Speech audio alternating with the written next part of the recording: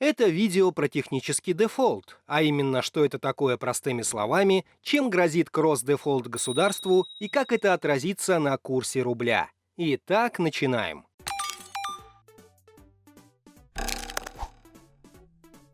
Высокий уровень инфляции, падение курса национальной валюты и другие экономические явления могут заставить правительство объявить дефолт по кредитным обязательствам. Итак, что такое дефолт простыми словами?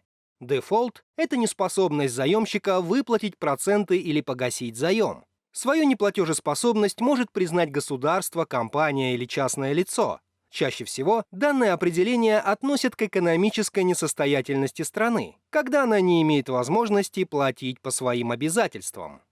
Государственный долг бывает двух видов. Внутренний– задолженность перед населением и отечественными компаниями. Внешний– финансовые обязательства перед другими странами и международными организациями. Финансовую зависимость от иностранных кредитов показывает такой экономический показатель, как отношение внешнего государственного долга страны к объему ее ВВП. Оптимальное значение коэффициента не более 30%. Какие бывают виды дефолта? В экономике выделяют следующие виды дефолта. Технический дефолт, суверенный, перекрестный, другими словами кросс-дефолт, корпоративный дефолт. Более подробно про виды и причины дефолта мы подробно рассказывали в одном из наших прошлых роликов на канале Жажда Про. Советуем посмотреть его.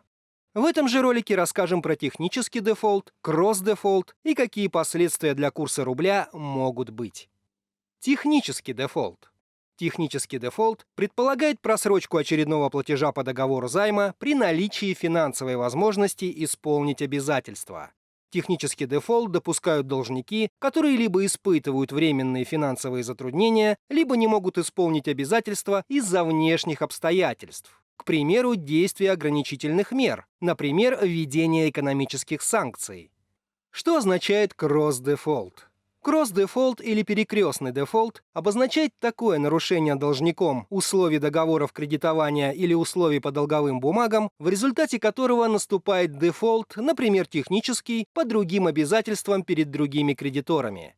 Кросс-дефолт позволяет всем взаимодавцам получить равные права на исполнение заемщиком обязательств по кредитным договорам или выпускам облигаций.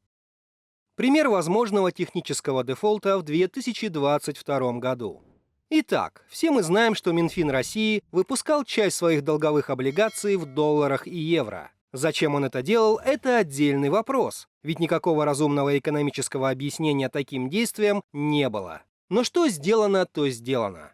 В рамках санкционной политики США по отношению к России были запрещены платежи с Минфином России и Центральным банком. Но была специальная лицензия до 25 мая 2022 года, которая позволяла России проводить платежи по внешнему долгу. Однако США не продлили эту лицензию, и теперь формально России будет объявлен дефолт, а именно технический дефолт, так как выплаты не дойдут до держателей долговых бумаг Российской Федерации, а в будущем наступление кросс-дефолта.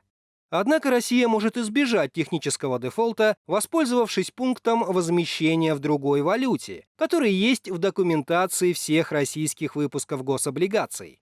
Понятно, что Россия начнет судиться и заявлять, что это США не дает ей платить по долгам. Но эта процедура долгая и весьма непростая. Если вынужденный дефолт России будет признан другими странами, то это может привести к кросс-дефолту и аресту активов за рубежом.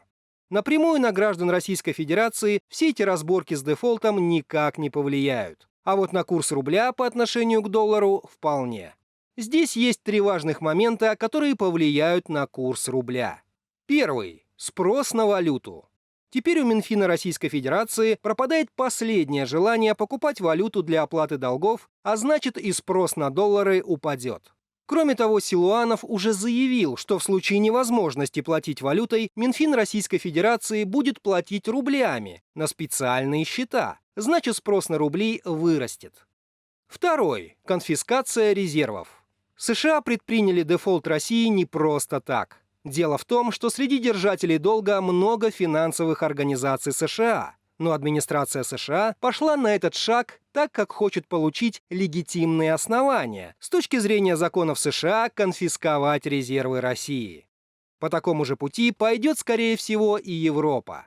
Значит, с резервами Российской Федерации на более чем 300 миллиардов долларов можно распрощаться навсегда. Это еще убавит желание покупать иностранную валюту, то есть спрос на доллары и евро упадет еще сильнее.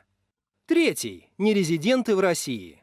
Сейчас нерезиденты не могут выводить валюту за рубеж. При реальной конфискации наших резервов перспективы разблокировки средств нерезидентов на нашем рынке становятся ничтожными в среднесрочной перспективе. Значит, спроса на валюту с их стороны не будет.